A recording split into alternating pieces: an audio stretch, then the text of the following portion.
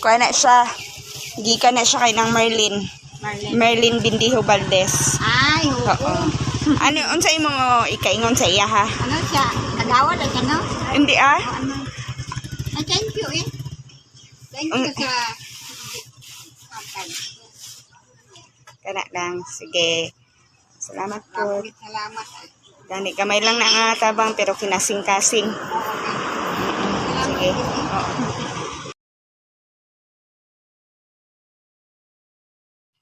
Ni ante, kamusta man inyong panginabuhi andere?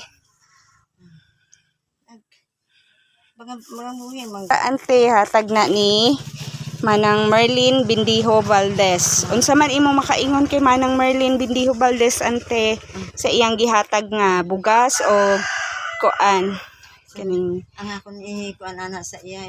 Salamat gid ako. Salamat gid Dailin. Salamat gid ha. Wala gid ko magdumdum nga karon nga adlaw nga pizza nga maabot ang imong grasya ihatag sa akon. Dako gid nga salamat. sige. Okay. Sige, salamat. Yan, malapit na tayo sa pangalawang bahay na pupuntahan natin. A few moments later. May nako ihatag nimo. Gikan ni siya ni Manang Merlin Bindiho. Kamay lang gud ni hinabang. Oh, hatag sa ako aday. O pigado gid ko dai. Sige lang.